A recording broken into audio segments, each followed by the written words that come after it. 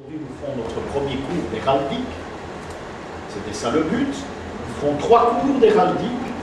Nous allons voir celui d'aujourd'hui avec l'historique de l'héraldique. Il y aura plus de symbolique, mais surtout l'historique.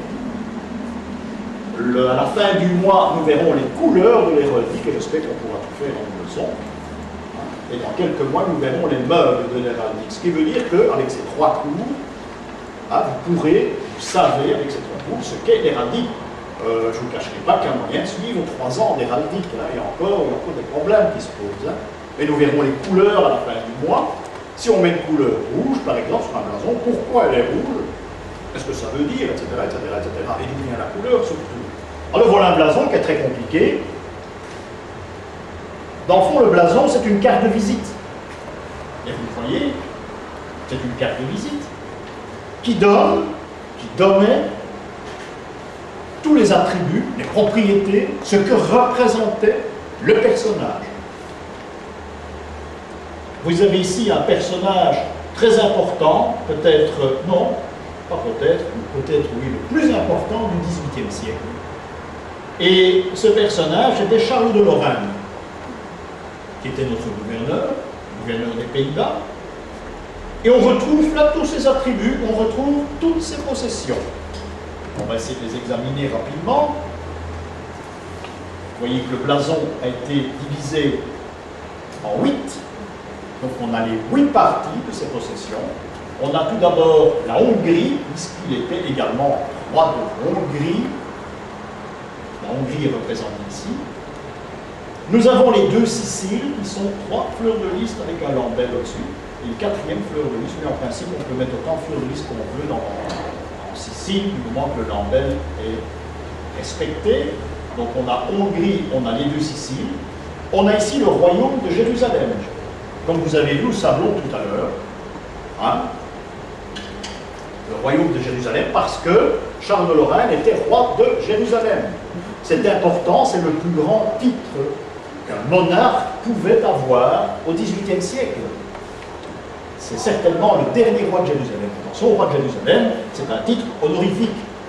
C'est comme le sacristain, jadis dans une église, c'est pas celui qui plaçait les chaises. Même encore au début de notre siècle, c'est un titre honorifique, le sacristain. C'est l'homme sur lequel on pouvait compter à l'église. Donc il est roi de Jérusalem, c'est dire qu'il a plus d'importance que son beau-frère qui est empereur, qui est Joseph II. Le titre de roi de Jérusalem est transmissible dans les Anjou, c'était les Lusignans avant ça. Godefroy de Bouillon n'a jamais été roi de Jérusalem. C'est une erreur, c'est son frère qui a été roi de Jérusalem, il ne pouvait pas l'être parce qu'il a été excommunié. Ça on ne le dit jamais non plus. Il ne pouvait d'ailleurs même pas se rendre en croisade en principe. Nous avons ici l'Aragon. L'Aragon était très grand au XVIIIe siècle, c'était même une grande partie de la Provence aussi. On pourrait dire Provence-Aragon. On a ici l'Anjou. Ici. On a la Gueldre, le Julier, c'est par chez nous tout ça, et le duché de Bar, les 2 poissons. Voilà. Voilà toutes ses possessions. C'est sa carte de visite. En plus, le tout repose. Sur le tout repose une croix fleur-de-lysée. C'est la croix de fer des chevaliers teutoniques, parce qu'il était également grand maître de l'ordre teutonique. Et en plus, ça, c'est le blason de la Lorraine, ses origines. C'est assez extraordinaire. Vous avez les aigles également, et la couronne de l'Empire. C'est assez extraordinaire. C'est vraiment une carte de visite. Voilà mes possessions. Peut-être un petit peu mégalomane, je veux bien, mais enfin, disons que c'est intéressant de savoir qu'à l'époque où l'église de Beausecours a été conçue à Bruxelles, Charles de Lorraine qui l'a inaugurée, eh bien, on lui a placé tous ses attributs, toutes ses possessions à l'entrée de l'église. Vous pouvez toujours voir ça. Il y a d'autres endroits où ça se trouve. Il y a même des endroits où ce n'est pas en couleur. Je ne suis pas sûr que les couleurs aient été respectées, mais enfin, c'est très beau. Parce qu'on ne peut pas mettre un rouge, là si c'est un bleu, on ne peut pas mettre du rouge, etc. D'ailleurs, ceci, je mets un petit peu en doute, je crois que c'est de l'azur, mais enfin, soit je n'ai pas dit ça. Et c'est où ça? Au Bonsecours, l'église du Bonsecours, rue Marché au Chat.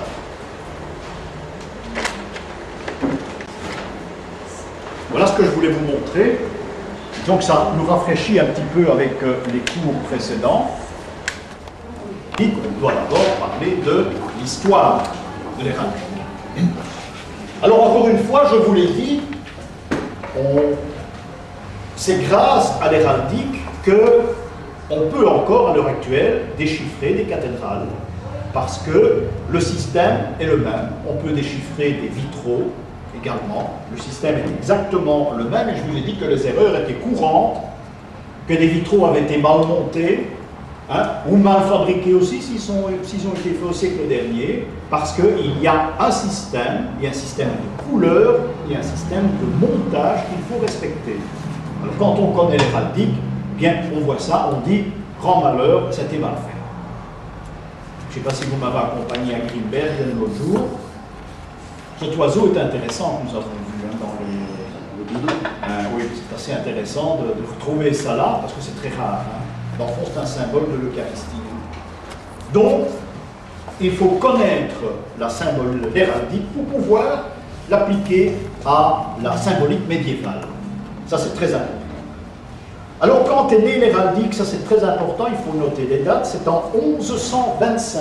On a une date approximative, ça peut être 24, ça peut être 26, mais pas plus loin, ni avant. 1125. Si vous voyez des blasons dans des reconstitutions, et je sais si on en fait au cinéma, avant 1125, c'est risible parce que ça n'existait pas. Donc 1125 est une date clé. Si vous voyez un film hein, réalisé à l'époque de Charlemagne avec des blasons, ne cherchez pas, il vaut mieux rire. Enfin, avant je rigolais pas, mais maintenant je rigole, c'est beaucoup plus amusant. Donc 1125, c'est le point de départ du blason, de l'histoire du blason. Pourquoi? Eh bien parce que les croisades ont déjà commencé depuis pas mal de temps. Les croisades se poursuivent, les chansons de gestes vont apparaître également, et là on parlera de couleurs, on parlera de blason et de signes, surtout de signes de reconnaissance. Des règles vont être très vite établies et des règles d'une très grande précision. L'héraldique, c'est très précis, c'est aussi précis que la chimie et la physique. On ne triche pas en héraldique, on se trompe, mais on ne peut pas tricher.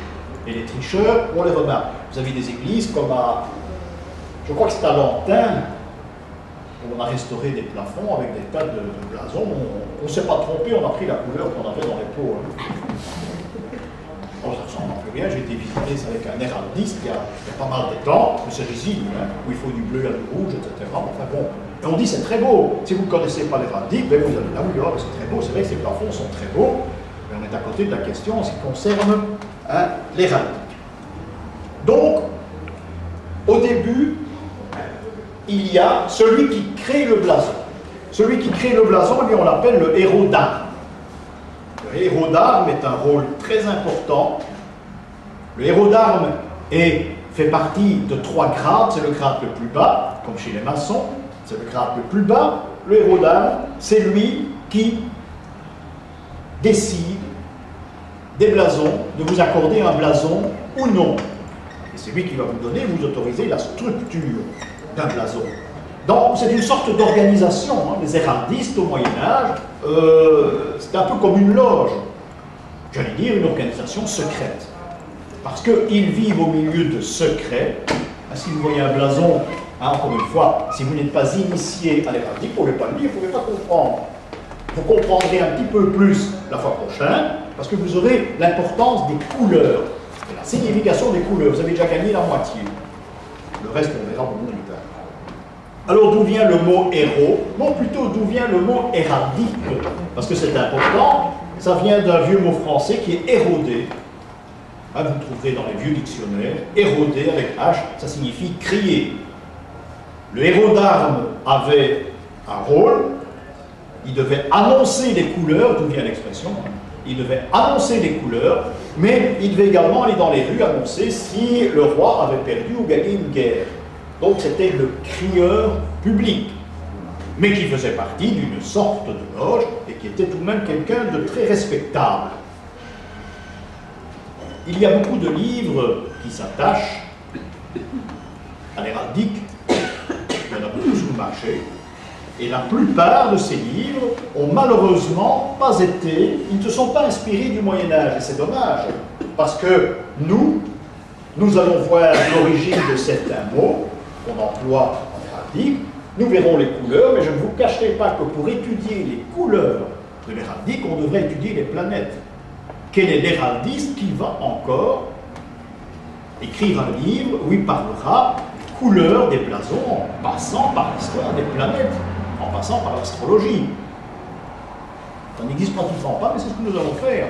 Et des recherches ont été faites au Moyen-Âge pour savoir d'où viennent les termes qu'on emploie en héraldique. Eh bien, je vais vous les citer. Le mot blason, par exemple. Allez dans vos dictionnaires, vérifiez cet après-midi, vous le ferez certainement.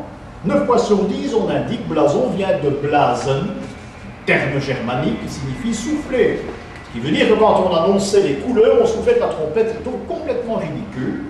Tout d'abord, rien ne vient des Germains. Je vous l'ai déjà dit, tout ce qui est symbole, tout ce qui est héraldique provient de nos régions. Donc rien ne provient des Germains. Les Germains, c'était des étrangers pour nous. Que la symbolique et l'héraldique viennent d'une culture romane et française par la suite. Donc il n'y a rien qui vient ni d'Angleterre. L'Angleterre a adapté l'héraldique qui venait de chez nous. Donc tout vient de chez nous, on a beaucoup de chance. Ça veut dire que nous provenons d'une civilisation celte. Donc celle-là, c'est dans le celte, c'est dans le gaulois qu'il faut rechercher nos appellations, nos origines. Par exemple, le blason, eh bien, provient du mot gaulois blazo. Blazo, c'est un mot qu'on trouve très rarement maintenant, ça signifie l'omoplate. On a dans le dos, on a même deux. Blazo, en gaulois, en celte, c'est l'omoplate. Pourquoi? Eh bien parce que les légions, jadis, les légions gauloises, les légions romaines, celui qu'on appelait le miles expeditus, c'est-à-dire le soldat, eh bien, portait son barda, comme on dit maintenant, au service militaire, mais son bouclier, il ne le portait jamais devant lui qu'au combat. Alors, que fait-il de ce bouclier qu'on appelait l'écu? On mettait sur l'omoplate. La tradition a voulu que ce blason omoplate est devenu le blason, l'écu, au début du XIIe siècle. Voilà l'origine d'un mot, c'est pas plus difficile que ça. Mais il faut retrouver ces termes dans le gaulois ancien, dans le celte. Donc, voilà ce rapport déjà entre le blason et le soldat, l'écu. Dans les chansons de gestes, et nous l'avons vu lorsqu'on a fait Perceval le Gallois, on parle de blason. Et c'est tout au début qu'il en parle, puisqu'il, souvenez-vous, il rencontre des chevaliers qui ont des couleurs différentes. Dans Perceval le Gallois, c'est d'ailleurs déjà une indication que l'héraldique vient de naître, et il est conscient, en retrouvant ces chevaliers, il sera conscient de la valeur de chacun par la couleur qu'il représente. Au début, Perceval est ignorant, il ne sait pas, mais par la suite, il sera bien sûr initié. Viendront également les armoiries par la suite. Hein, les armoiries, c'est le tout. Hein, c'est le blason, c'est la couronne, c'est le aume, c'est les lambrequins. Vous avez vu avec Charles de Lorraine, il y a des aigles sous le côté, des couronnes. L'ensemble forme les armoiries. Le peintre qui est spécialiste pour réaliser les blasons s'appelle l'armoyeur. Encore une fois, l'armoyeur doit obéir à des cordes très précis. Il ne peut pas fantasmer chaque meuble, c'est-à-dire chaque sujet représenté en héraldique, chaque sujet, chaque meuble, chaque couleur, l'emplacement des couleurs a son importance. Donc vous voyez, c'est vraiment une science très précise. Je donne souvent comme exemple le lion. On le rencontre, le lion en héraldique. C'est un cas que je vous explique, qui fait partie de l'historique, de l'héraldique. On a dit, et vous le verrez partout, que le lion est d'origine orientale. Et on ne s'est jamais posé la question si on avait des lions chez nous avant ça. Bon, les lions ne couvraient pas les rues, c'est pas ça. Mais on connaissait le lion, et je vous donne un exemple, c'est un exemple de chez nous, c'est Hercule. Hercule, qui est un dieu romain, gaulois, et même récupéré par la Grèce antique, Héraclès, eh bien, Hercule est représenté avec une peau de lion. Il a abattu le lion. Donc Hercule, on avait des dizaines et des dizaines de représentations. Imaginez-vous que la plupart des autels d'église au Moyen-Âge, la plupart de ces autels reposaient sur une pierre cubique. où étaient gravés, sculptés en bas-relief 4 dieux, et un de ces dieux était Hercule. Donc tout le monde savait qu'Hercule existait, même le prêtre, et tout le monde savait qu'il avait vaincu le lion. Seulement, Hercule n'est pas représenté avec un lion, mais avec une peau de lion. L'important, c'est que tous nos lions que nous représentons en héraldique, il y a d'autres cas, mais nous verrons ça par la suite, tous les lions chez nous, que ce soit le Hainaut, la Flandre, le Brabant, ce sont des peaux de lions. Ce ne sont pas des lions. Donc ce sont des lions vaincus. Vous n'allez pas dire c'est aux Flamands parce que vous allez avoir des problèmes. Et pourtant c'est vrai. Attention, ils le savent, il ne faut pas les prendre pour des fous. Hein. Ils le savent. Mais ça ne se dit pas encore une fois. Ça ne se dit pas. C'est une peau de lion. Le lion existe, il y a un exemple, c'est à la ville de Lyon, par exemple, le lion est représenté, mais vous verrez une nette différence, il sera à 4 pattes, par exemple, sur le sol. C'est un lion l'an passé ou passant, on peut dire aussi. Mais notre lion que nous connaissons, c'est une peau de lion. D'où encore nos origines celtiques. Et ça, c'est important. Très vite, l'héraldique aura une importance dans le domaine des sceaux. SCEAUX. Le sceau présentera le blason. Le blason c'est une empreinte, pourra identifier la personne qui a signé. Attention, au Moyen-Âge, le métier de notaire n'existe pas. Les contrats sont signés devant 2 hommes, qu'on appelle des hommes de fief. Ce sont 2 hommes qui apposent également leur sceau comme témoin. Bon, l'héraldique, l'emploi des sceaux, la sigillographie va naître au moment où l'héraldique va naître également. Donc, les témoins, un contrat, vont l'employer. On pouvait donc reconnaître que le contrat est vrai, authentique, grâce à ces sceaux. Le blason le plus ancien sera trouvé en 1127. C'est le plus ancien, 1127. C'est sur une lame funéraire, une tombe allongée. C'est un Plantagenet qui, sur son tombeau, a demandé que l'on place ce qu'on appelait les armes, ses armes, et il est d'azur, ça veut dire de couleur bleue, hein, avec 6 lionceaux d'or. Sur la tombe, évidemment, une tombe, on ne la peint pas en couleur, il y aura un moyen d'expression qui sera tout autre. À partir de la fois prochaine, vous n'aurez pas de dia sur le cours en question, vous en aurez toujours en introduction, mais vous n'en aurez pas, mais vous aurez des feuilles où on vous expliquera l'héraldique, parce qu'avec les mots, on ne peut pas les expliquer, ce qui veut dire que, grâce à la pierre, on peut vous restituer les couleurs que vous ne voyez pas. Ça, c'est encore autre chose. Donc, ce Plantagenet qui est mort au milieu du XIIe siècle, a représenté ces armes. C'est le premier, on pense, à représenter ces armes, c'est-à-dire d'azur à 6 lionceaux d'or, fond bleu avec 6 lionceaux couleur or, couleur du soleil. La tombe se trouve au musée du Mans. Je l'ai vue, mais il y a pas mal de temps. Elle se trouve en France. Il y a également la tombe d'un de ces bâtards, parce que les bâtards avaient de l'importance, hein. Un de ces bâtards, eh bien, j'ai rencontré la tombe, il y a un écu d'azur également, mais avec un seul lionceau. Parce qu'il y avait des rêves. Hein, le père, il a les 6 lionceaux, mais il faut qu'on reconnaisse sa descendance. Mais il faut qu'il y ait une différence avec ses enfants normaux, tout à fait normaux, hein, qu'il a eu que son épouse légitime, et ses bâtards. Donc le bâtard aura un blason d'azur, c'est-à-dire bleu, avec un seul lionceau. On sait qu'il s'agit d'un bâtard de la maison Plantagenet. Il y en a eu d'autres. Donc, l'importance des bâtards qui, dans le fond, il faut les reconnaître, mais dans la succession, il y a des problèmes, vous savez ça, hein, dans les nobles aussi, le bâtard a certains droits, mais il n'a pas tous les droits. Donc, il faut pouvoir les reconnaître. Sachez aussi que l'héraldique n'est pas réservé aux militaires, Ça se dit parfois, c'est tout à fait faux. Hein. Un roturier peut avoir un blason, n'importe qui peut avoir un blason. Les bagues qu'on appelle des chevaliers, ça provient de ça aussi. C'est la même chose. Ça se trempait dans la cire et on l'a déposé sur les actes. Mais à l'origine, ce sont les évêques, les membres du clergé, les membres importants du clergé qui avaient ça. Après, c'est beaucoup plus tard dans le courant normal, mais au début, ce sont les ordres religieux qui possédaient ça. Prenez l'armée française, par exemple. C'est un pouvoir que les couleurs ont de l'importance.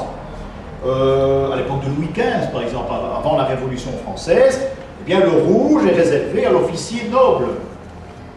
Si vous voyez un soldat habillé de bleu, eh bien, c'est un nom noble. Mais regardez ça lorsque vous voyez des films, des reconstitutions, de toute façon, on se trompe. Un noble sera en bleu, pourquoi on se pose des questions? J'en ai encore vu il n'y a pas longtemps, mais non, il est rouge. Mais imaginez-vous si un metteur en scène doit tenir compte de tous ces détails, son film ne sort jamais. C'est pour ça qu'il faut des équipes, et des équipes ça coûte cher. Et puis la belle affaire maintenant, hein, j'ai vu un film il n'y a pas longtemps, présente l'église du Béguinage, ça se passe en Pologne, c'est rigolo comme tout. Hein. Enfin, sûr que c'est un détail. Alors, chez les Templiers aussi, les nobles étaient blancs, ceux qui n'étaient pas nobles étaient noirs. On voit rarement des Templiers avec un manteau noir, et pourtant c'était comme ça. Ceux qui n'étaient pas nobles étaient habillés de noir. Ceux qui établissaient l'héraldique, ça se faisait dans un collège d'armes. Hein? Généralement, et ça c'est curieux, dans les collèges d'armes, ceux qui allaient en quelque sorte entretenir cette science qui est l'héraldique, eh bien, on les prenait généralement dans les relais de poste. Vous savez, le relais de poste, c'était quelque chose de très important aussi, où il y avait un maître de poste. Maître de poste, eh bien, il n'était pas noble, mais il profitait tout de même, il pouvait porter l'épée, entre autres. Hein. C'est là qu'on les recrutait parce qu'ils connaissaient beaucoup de monde, et dans un relais de poste, on doit pouvoir reconnaître les nobles. Mais que tout le monde sous sa berline a un blason, on doit savoir de qui il s'agit, il ne faut pas lui donner le nom d'un autre, ça ne se fait pas. Donc c'est important, il faut que le maître de poste soit apte à reconnaître et initié à l'héraldique. En général, les relais de poste étaient tenus par les mêmes familles, parce que vous savez qu'il faut changer de chevaux de temps en temps, hein, et on prenait des frais, on en mettait d'autres, c'était la même famille qui tenait les relais de poste sous la même route. Là, c'était un petit peu normal pour pouvoir s'arranger avec les chevaux par la suite. Pour celui qui puisse, il fallait 3 ans de maître de poste pour pouvoir adhérer à cette sorte de loge où on allait travailler sur les blasons. C'était obligatoire. Le héros d'armes, pour y revenir, mais c'est le grade le plus bas, mais qui est très important, le héros d'armes, eh bien, il a un habit caractéristique que vous avez déjà vu d'ailleurs, ça s'appelle un tabard. Un tabard, c'est une sorte de chasuble, comme on les voit à l'église, assez courte et des manches amples et très courtes. Vous avez déjà vu les tabards. Hein, il doit avoir un bonnet, une dalmatique également, et le blason de son seigneur, parce que chaque héraldiste travaille pour un seigneur également. Donc il doit avoir le blason de son seigneur sur la poitrine. Le grade supérieur, c'est le roi d'armes. Hein, le roi d'armes, qui lui, sur son blason, plutôt le blason de son seigneur, doit avoir une couronne. Automatiquement, on sait qu'il est roi d'armes et qu'il appartient à telle ou telle maison. Il y a également le poursuivant d'armes. Le poursuivant d'armes, qui est en quelque sorte l'intermédiaire, nous dirons le compagnon pour les loges maçonniques. Le poursuivant d'armes qui, lui, enseigne aux héros d'armes. Vous voyez que c'est comme une loge. Et c'est une loge secrète parce que rien ne va transpirer de leur enseignement. Enseignement qui leur est donné dans une université. Il existait à Ratisbonne une université où on enseignait l'héraldique, et les couleurs, et la symbolique. Donc c'est tenu secrète. Seuls les héraldistes peuvent parler, peuvent conseiller, peuvent interdire, même au roi. Il est arrivé que le roi attribuait un blason à une famille noble. Le héros d'armes disait pas question, ces couleurs ne fonctionnent pas, ne peuvent pas être accordées à une telle famille parce que si, et ça, et le roi devait s'incliner. Le héros est un rôle très important.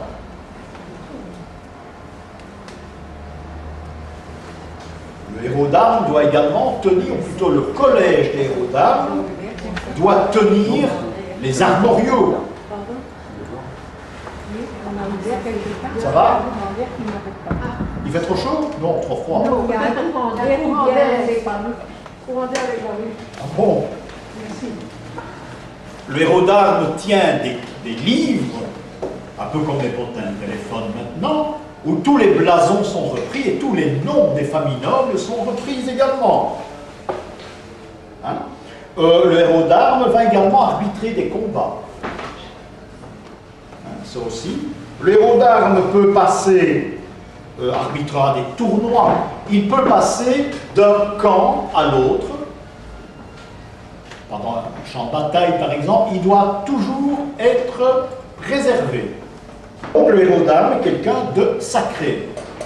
Que fait le héros d'armes après une bataille? Eh bien, il va sur le champ de bataille, il doit reconnaître le corps des nobles qui sont décédés, et il doit les noter. Sinon, on ne sait pas qui a disparu. Et lui doit se rendre, c'est son travail. Ils sont plusieurs, bien sûr, c'est leur travail. Ils vont noter les armes, les écus de ceux qui traînent sur le champ de bataille. C'est aussi important. Il doit également identifier les prisonniers. Le héros d'armes doit identifier dans le camp adverse, mais on ne peut rien lui faire. Il passe, c'est un petit peu comme la Croix-Rouge sur un champ de bataille, ils sont préservés. Ils peuvent aller d'un camp à l'autre sans problème. Ils participent aussi aux adoubements des chevaliers, forcément, puisque c'est eux qui attribuent les écus par la suite. Chaque subdivision, chaque juridiction était également divisée en 12. Ça vous donne un petit peu l'aspect de quelle façon travaillaient les héraldistes. Donc ils ne dépendaient de rien, ils avaient leur juridiction, ils avaient leur système. Les teutoniques travaillaient de la même façon. Ils sont exempts d'impôts. Ça c'est très intéressant. Il y a encore des héraldistes, mais je ne crois pas que ça fonctionne de la même façon.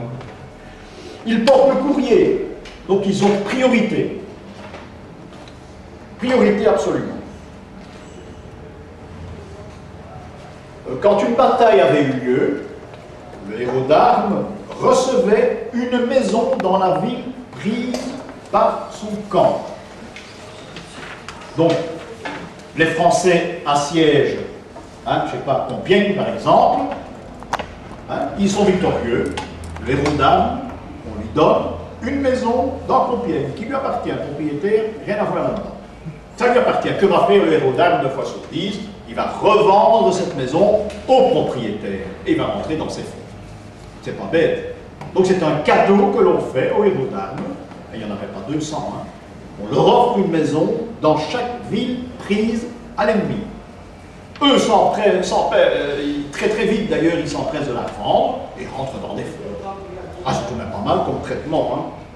Notez que les curés ont fait ça à la Révolution française aussi.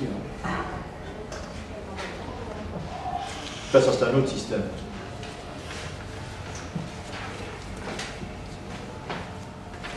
Le roi Charles VIII, au XVe siècle, le roi qui a été battu en Italie là-bas, Charles VIII, eh bien, il va décider de faire un armorial complet du royaume.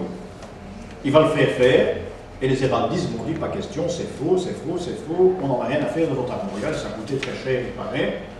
Donc, cette science sont tenues toujours au secret, au milieu des héraldistes. Vous savez, pour avoir un blason, il fallait payer également des droits d'enregistrement. Ça coûtait très cher. Encore une fois, ce sont les collèges d'armes qui se partageaient ces montants. Montants qui étaient parfois très élevés. Lorsque vous aviez fréquenté l'université, lorsque vous avez fréquenté l'université et que vous aviez réussi votre thèse, vous êtes docteur, sont ci en octroi, vous recevez un blason.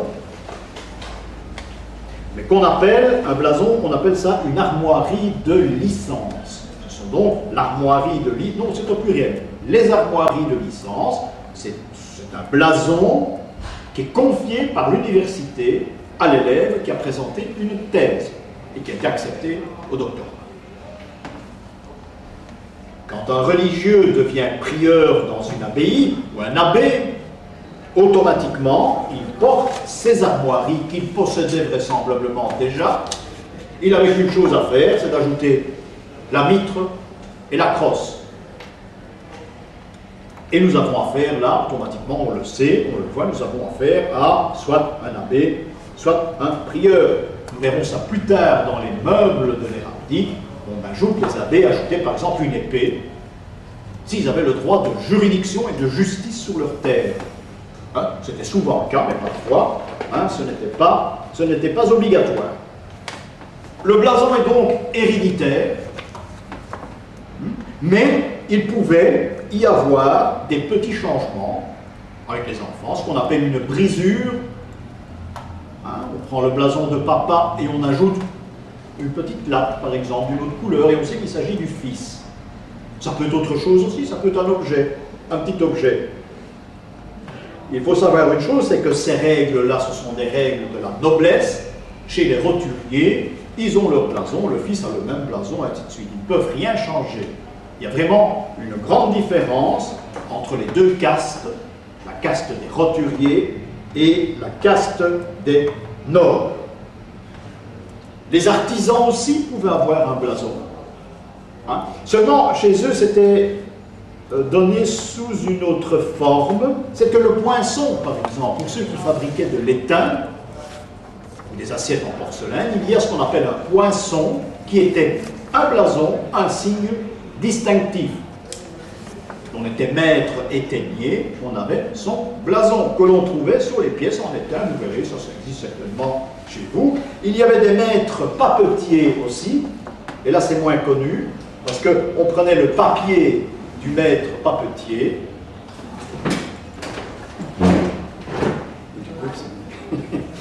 Le maître papetier, on prenait son papier, on regardait le filigrane et on voyait son blason.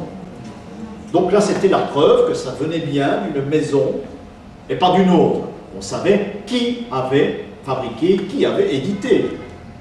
Hein, maintenant, on n'est plus ce genre de filigrane, mais le filigrane, en principe, peut encore exister. Le semeur. Ça existe, mais pas des blasons. Le semeur ou les cahiers. Oui, dans le temps. Exact. Exact. Alors, la noblesse, bien sûr, va exagérer, mais pour qu'on puisse les reconnaître, parce qu'après ça, eh bien, nous aurons un casque au-dessus du blason. Nous aurons un cimier, soit un cygne, un dragon et tout ce qui s'ensuit. Et on aura finalement des lambrequins, tout ce qui s'ajoute, un drapeau, une tenture, un personnage, un homme sauvage, un aigle, comme nous avons vu tout à l'heure. Et finalement, on ajoutera une couronne. Les amateurs de généalogie, eh bien, il est très intéressant de refaire sa généalogie en tenant compte de l'héraldique, parce que c'est vraiment un support très intéressant, pour autant, avec il faut se trouver, hein, pour autant que on y respectait les choses. Je ne vous cacherai pas que de mon côté, un jour j'ai essayé, j'ai tout laissé tomber parce que j'ai autre chose à faire pour commencer, et chaque fois j'aboutissais avec mes recherches, avec mon blason, chaque fois dans une famille d'ecclésiastiques. Et encore aujourd'hui. Alors là, oui, il y a quelque chose qui se passe, des jésuites au Congo, des bénédictins à la frontière hollandaise. Mon blason est chaque fois attribué, ça se termine toujours dans un ordre religieux. Je ne peux pas vous en dire plus. Saint-Hilaire a fait un jour une recherche et il me voit digne descendant des Bruegel, par Bruegel l'Ancien, vous avez aussi. Ça, c'est son affaire à lui. Hein. Enfin, il a fait certaines recherches dans ce sens-là, mais en ce qui me concerne, j'arrive chaque fois dans les ordres religieux. Voilà. C'est pas plus difficile. Bon. Nous parlions des sceaux tout à l'heure. On a frotté chez vous. On a flotté. Oui, on a beaucoup. C'est bien l'habitude. Mais si vous allez à l'abbaye de Postel en Hollande, et vous avez en entrant, je dis c'est pas vrai ici aussi, mais là je ne le savais pas. Et c'est c'est en faisant visiter l'abbaye de Postel avec un groupe que j'ai vu ça devant moi, je dis, c'est pas possible, ici aussi. Hein, mais il y en a un peu partout, surtout en Hollande. Surtout en Hollande. Enfin, nous avons parlé des sceaux tout à l'heure. C'est également de l'héraldique, les sceaux, par la force des choses, c'est la sigillographie, on appelle ça. Hein? C'est l'étude des sceaux, et le sceau est d'une extrême importance au Moyen-Âge. Je vous l'ai dit, ça indique une autorité, cela authentifie un document. Je me permets une petite parenthèse, il y a eu des faussaires. Hein? Là, on a fait des faux sceaux. Il y en a qui se font attraper, en général, ça coûte très cher. Je me souviens avoir vu un texte où Saint Bernard, grand Saint Bernard, est allé à Rome dénoncer au pape que des Templiers trafiquaient dans les sceaux. Je ne sais pas quelle commanderie, mais je sais qu'il l'a fait, et il y a eu des problèmes. Pour Saint Bernard, il avait l'œil. Hein. Il voyait tout, on ne roulait pas. Lui, bon, ben, il y a eu une affaire de faux, donc nous sommes tout de même au XIIIe siècle. Hein. Non, mais même pas à la fin du XIIe siècle. Les sceaux, comme je vous l'ai dit, ont leur importance parce que, à nouveau, les couleurs vont entrer en jeu, comme dans l'héraldique. Vous avez déjà vu que sur les anciennes chartes, on vous présente des sceaux de couleurs différentes, ces gros cachets de cire avec ces rubans. Les rubans ont également de l'importance aussi. La cire verte était la plus importante. La cire verte était réservée aux contrats originaux, c'est-à-dire les contrats irrévocables. Des actes de vente, par exemple. Vous achetez, l'ordre est irrévocable, il faut un document et un sceau de couleur verte. Donc le vert est la couleur la plus importante. Il y a de la cire jaune également. La cire jaune, qui, en quelque sorte, ce sont des conventions, ce qu'on appelle des conventions temporaires. En attendant l'acte définitif scellé de vert, eh bien, on emploiera la cire jaune. Il y a la cire brune également. La cire brune est attachée à des copies d'actes, parce qu'on demande des copies d'actes, hein, ça a toujours existé, ou des confirmations. Quand on confirme un accord qui s'est déroulé, eh bien, on fait un cachet, une preuve en cire brune. Alors il y a la cire noire, ça c'est grand malheur, ça ce sont les exploits d'huissiers par exemple, les avertissements, ceux qui sont méchants, qui vous veulent du mal, eh bien c'est un acte hein, où il y a un sceau fabriqué avec de la cire noire. Détrompez-vous, ces couleurs n'interviennent pas dans l'héraldique. Et ça n'a pas le sens lorsque nous verrons l'histoire des couleurs la fois prochaine, l'importance des couleurs et leurs origines, ça n'a aucune influence. Hein, la couleur noire est très différente, par exemple, et la couleur jaune n'existe pas en héraldique. C'est une couleur d'ailleurs qui est, on l'a déjà dit, néfaste. Mais je vous expliquerai exactement pourquoi. Après cela, eh bien, on fera un contre-sceau, ce qui veut dire qu'il y a le sceau, et au dos, il y a le contre-sceau. Ça, c'est pour éviter les faussaires. C'est une confirmation, le contre-sceau. Ça existait surtout chez les Templiers. Par exemple, si une abbaye doit rédiger un acte, vous aurez le cachet de cire, le sceau de l'abbaye, mais si vous retournez le sceau de l'abbaye, vous avez le sceau du prieur de l'abbaye, qui est légèrement différent. Donc on aura un recto verso. Hein. Si après ça on ne sait pas que c'est un faire, je ne sais pas ce qu'on a fabriqué, ce sont deux sceaux différents, ça s'appelle donc un contre-sceau. Je vous l'ai dit, vous m'avez posé la question tout à l'heure, la bague, eh bien, c'est également un contre-sceau, mais qui servait d'abord chez les évêques. Le sceau templier par excellence, c'était l'Agnus Dei, nous l'avons vu. Hein, c'est l'agneau de Saint Jean-Baptiste qui tient le drapeau, le fanion du temple, l'Agnus Dei. Ça, c'était le sceau templier par excellence. Le contre-sceau, eh bien, il y en avait. Dans le fond, l'héraldique, je pense, on peut affirmer que l'héraldique a ses origines dans les sceaux templiers d'origine. Peut-être pas les couleurs, mais le système. Il y avait ce qu'on appelait chez les Templiers la boule du temple, où il y avait d'un côté, rappelez-vous, je vous l'ai montré dans les diapositives, il y avait le toit du temple de Jérusalem, c'est le boule du temple, ce temple de Jérusalem qui était représenté, et de l'autre côté, il y avait un contresceau qui représente deux templiers sur un même cheval. Ça, c'était le sceau, et le contresceau de l'ordre du temple. Oui, j'y reviens, ces deux cavaliers n'ont rien à voir avec les templiers. En réalité, il s'agit des 4 fils Aymon. Vous allez me dire, c'est un peu cocasse. 4 fils Aymon et 2 chevaliers. Ces 2 chevaliers ne sont pas templiers, c'est pas encore ridicule ceux qui l'affirment, et je le crie très fort. Ces 2 chevaliers qui montent le Bayard, c'est d'abord Renaud de Montauban et Maugis. Ils ne sont jamais 4. C'est beaucoup plus tard, c'est au XVIe siècle. Au XVIe siècle qu'on va créer une sorte de légende où on parlera des 4 fils Aymon. Mais oui, c'était 4, d'accord, mais pas sur le cheval. Ça, c'est inventé au XVIe siècle. Donc c'est tardif. Donc, à l'origine, il y a Renaud de Montauban et Maugis. Pourquoi ces deux-là? Eh bien, parce que Renaud de Montauban était chevalier et que Maugis était religieux. Ça prouve bien l'existence et la raison d'être du temple. Le contresceau représentait à la fois un chevalier et un religieux. Oui, les nuances qu'on peut trouver dans la sigillographie. D'ailleurs, la règle du temple, il y a une règle, je ne sais plus combien d'articles, règle qui se trouve toujours à Bruges.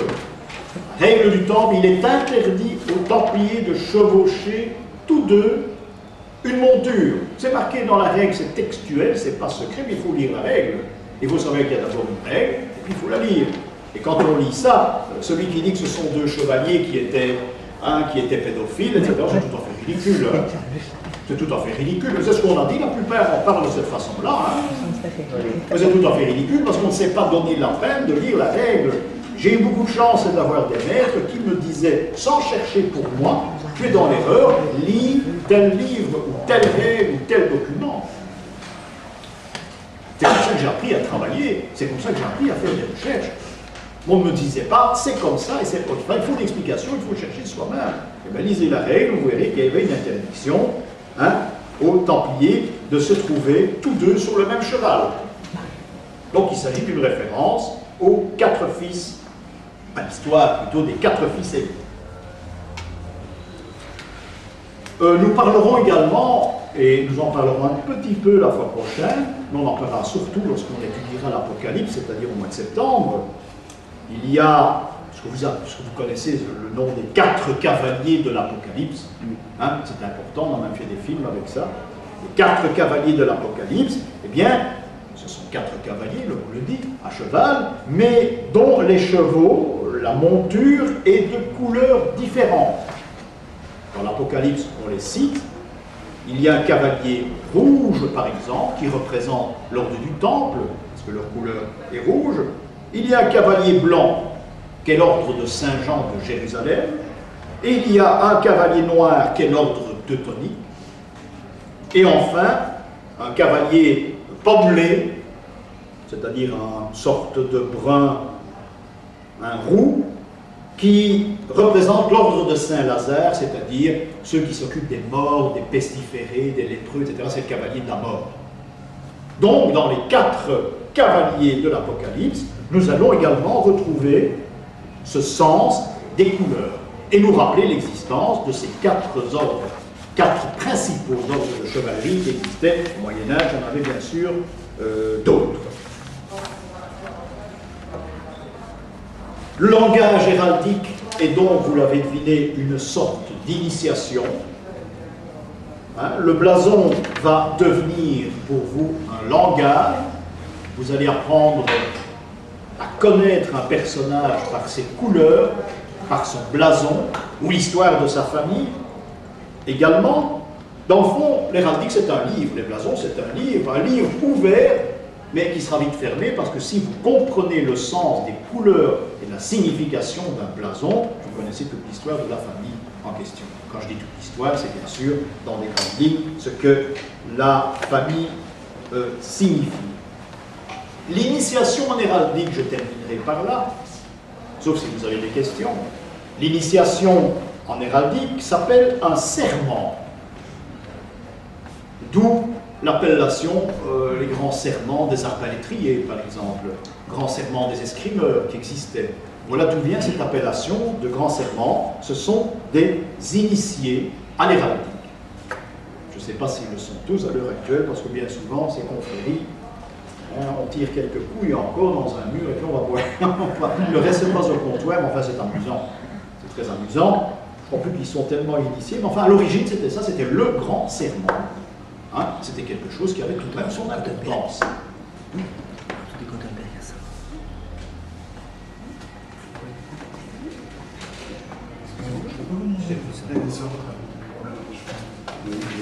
Mais nous reverrons ça. Il y a le cavalier rouge d'abord, hein, qui représente l'ordre du Temple, parce que les Templiers avaient une chlamyde, un manteau blanc avec la croix rouge. Il y a le cavalier blanc, qui est l'ordre de Saint-Jean de Jérusalem. Le cavalier noir, qui est teutonique, les teutoniques sont toujours dans le noir. Et le cavalier pommelé, qui est lui le cavalier de la mort. Hein, ce sont les ordres de Saint-Lazare, par exemple, les ordres qui soignaient les pestiférés, entre autres, hein, tout ce qui touchait de près la mort.